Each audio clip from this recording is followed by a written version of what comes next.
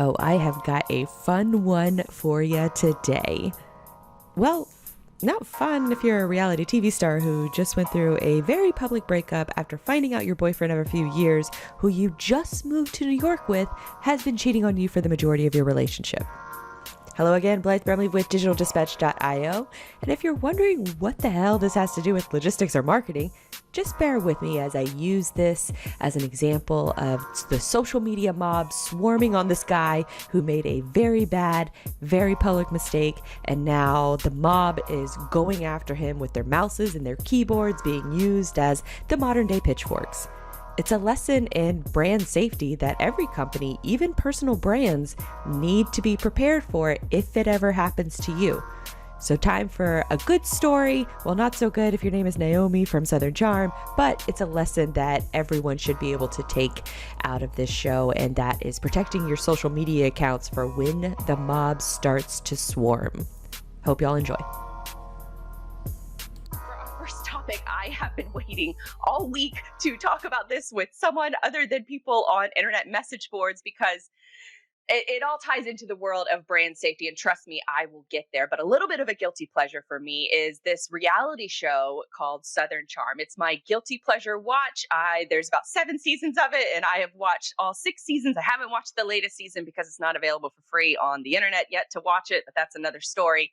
But one of the characters that I love on the show, and she appeared for the majority of the time the show has been running, is a character called Naomi. She dated a guy on the show very publicly who went through a kind of a very public midlife crisis during the show. And she dealt with it for a few years. And he started then going through this midlife crisis, lying about her or lying about his job as a lawyer. And it eventually spiraled into them breaking up after her dealing with this for a couple different years. So she dumps him on the show. She then goes through a little bit of single girl time and starts building up her business. She owns a restaurant with her family and also owns a clothing line. And so then she meets this great guy. He seems like he's the whole package. They start dating. It starts becoming more serious. He's he's studying to become a doctor, doing his residency. And so they date for a few years. And then they decide a month ago that they're going to move to New York.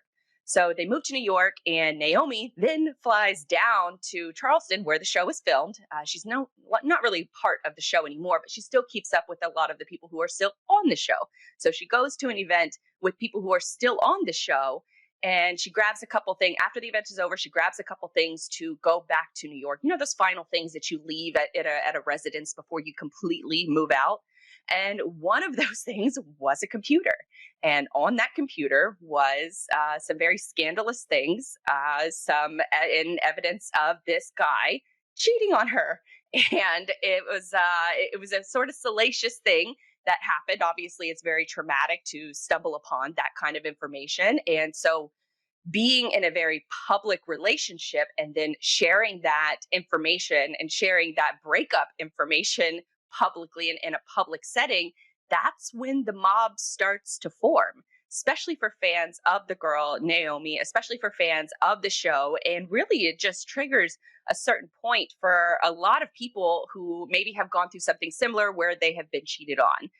So it's very interesting, and I guess that the right word would be fascinating to watch from a marketing perspective, because when you saw this news break, you started seeing the message boards starting to light up, and you started seeing the tweets starting to light up. And you could see on the screen that this is one of the photos that Matul, her ex-boyfriend now, he posted just before in happier times, obviously. But if you notice in the bottom right-hand corner, he has limited the comments that are available on that post. And he started doing this because of the mob of swarm of people that are coming to his Instagram. They found his social media. They found out where he works. They find out his family. They find out all of this information because in the internet's eyes, you've done something wrong. You've done something very wrong. And so now they're going to bring internet justice, quote unquote, internet justice to your doorstep. And so what happened is that you started watching as comments on even his old posts with an ex-girlfriend who was the chick that he ended up cheating with. So posts on that, he started limiting the comments on that post. And then other posts, newer posts defending Naomi, he had to go back in and limit the comments on those posts. And this is not something unusual that happens when a story breaks like this, or when you've done something wrong in the eyes of the internet.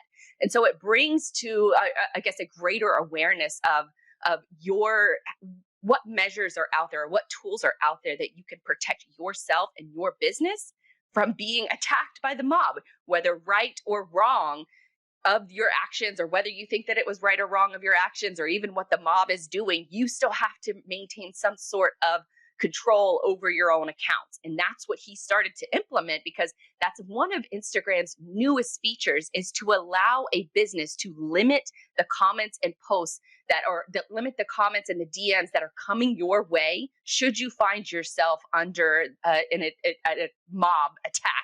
And so I thought it was really fascinating to watch from a live perspective, from a marketing perspective, because what do you do if you're a brand or you're a creator that you maybe said something wrong, or somebody else did something wrong, and now you're facing the brunt of it? Well, Instagram now has a new feature that they will help to combat this kind of brigading.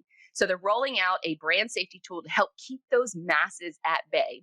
I'm going to be quoting Today in Digital Marketing here, but they say that some Instagram accounts, which obviously Matul has this capability right now to block some of those haters and those comments that are coming in trying to take down his entire life because of a very bad decision that he made, but a very bad decision that's also personal to him in his private life. So quoting Today in Digital Marketing, they say that some Instagram accounts now have a section within their privacy settings called limits, will allow you to temporarily limit certain people from posting comments or sending DMs. For instance, you can prevent accounts that don't follow you from posting. And I know what you're thinking. People will just follow, post something, and then unfollow. So for that, Instagram will also let you block people who have only followed you in the last week. This is not a set it and forget it type of setting. There is a limit option where you can limit it from 1 week to, or as low as 1 day to 4 weeks. And so this feature from Instagram was supposed to be in testing, but obviously where it's very viewable now in Matul's situation, where he has a mob of reality TV fans that are coming after him because of obviously the hurtful nature of his actions, and they feel invested in that relationship. And so they're going to let him hear it, and they have been letting him hear it. It was pretty crazy to watch as he made the decision to limit certain posts and not limit the rest of posts, because when the mob couldn't access those certain posts, they went and found new ones in order to access, or they would find relatives or the company that you work with. And we often see this tactic, especially on social media, and it's commonly referred to as getting canceled. And so this actually happened at a local level with a bakery here in my hometown of Jacksonville, Florida, where one of a distant owner of a company shared something that was somewhat inappropriate during I'm not going to say exactly what they shared, but they shared something that was somewhat inappropriate. A lot of people didn't agree with it. And so what happens is that the brand, then all of the people who disagreed with that one person, of that employee of that company, then had to take all of their aggression out on the main brand's page. So if something like that is happening to your business, it's not necessarily something that you want to address in the situation of when it happens to you. You want to address a plan of action before it ever happens, just in case. So it's good to see platforms like Instagram that are going to be rolling out things like this that can help you protect, because right now there's really only a way to protect yourself is usually on Facebook and on Twitter. I know that in Instagram as well, you can protect your account. So you can go private, and that's how you can protect your accounts. But if you're a public figure, if you're a public brand, you don't necessarily want to take that step. So these additional brand safety tools from Instagram should help with that. But I would say that you to develop this strategy ahead of time, you really need to have a proactive approach. So here's a few tips in case you find yourself sometime in the future getting mobbed by a bunch of internet trolls for right or wrong. You need to have a plan in place of how to address a situation like this. And the first step I will give you is to lock down and protect all of your accounts, because that immediately prevents anyone who wasn't already following you from access to your content, and it prevents them from accessing and continuing the snowball effect of people, more and more people starting to pile on. the next step that I would suggest is to dive into what sparked getting canceled in the first place. Now, if it's a personal situation, like with this reality TV drama, that's sort of a separate indication. But if it's a business and you're all of a sudden you have an employee that's gone rogue and maybe they shared something that they probably shouldn't have shared in a public setting, then that's still your responsibility as a business, because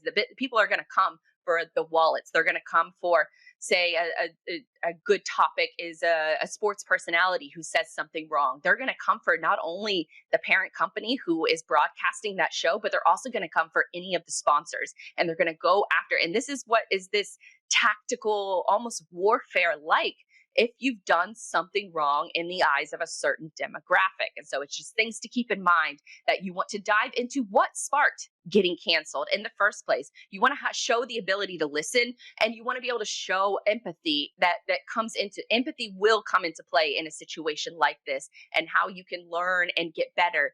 But it also comes into play that if you don't feel like you did anything wrong, then you need to put those barriers up still and prevent the additional trolls from coming after you. Because usually with a situation like that, it lasts for about a week. So you really have to determine if you want to stay in the mud or if you want to get out of it as quickly as possible. So if you come to the conclusion that you did do something wrong, or the company could have taken better action, then you want to have that legitimate apology. You want to show that you have shown that empathy, and you want to apologize for having that sort of, or not being able to address a situation like that sooner.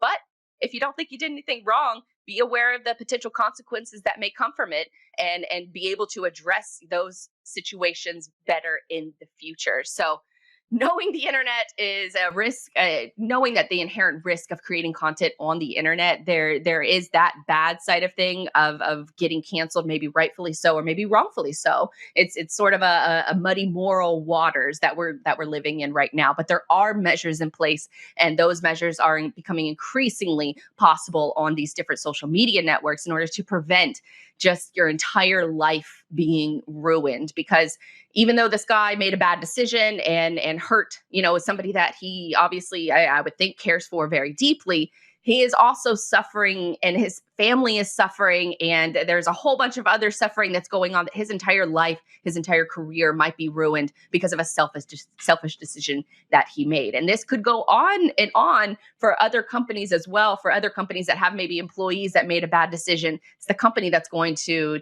face the negative consequences, not necessarily the person who did the action. So just be able to have that action plan. If something starts to go awry, you can lock everything down quick. You can understand what's going on, and then you can address it moving forward if you think you did something right and if you think you did something wrong. So just a little bit of lesson from the internet drama of the week. And I'm glad I got that off my chest, because I really wanted to talk about that all week. I hope you enjoyed this episode of the Digital Dispatch podcast. As always, you can find each show I publish along with more insight over on my website, digitaldispatch.io. If you like this podcast, then I think you'll love another show that I host, Cyberly, which covers the attention economy, B2B marketing, tech, and how it all ties into the world of logistics. That show airs every Thursday from 2 to 3 p.m. Eastern Standard Time, live on FreightWaves TV. There are also some links to my social media accounts along with my products and services that might be of interest to you. You can find them in the show notes, or again over on my website at digitaldispatch.io. If you found this episode interesting and or entertaining, be sure to share it with a friend. Word of mouth is the best kind of marketing, and since podcast discoverability has and remains an issue in this medium, I trust and rely on folks like yourself that will share it with those who would also find it useful. Until next time, my name is Blythe Brumleve, and I will see you real soon.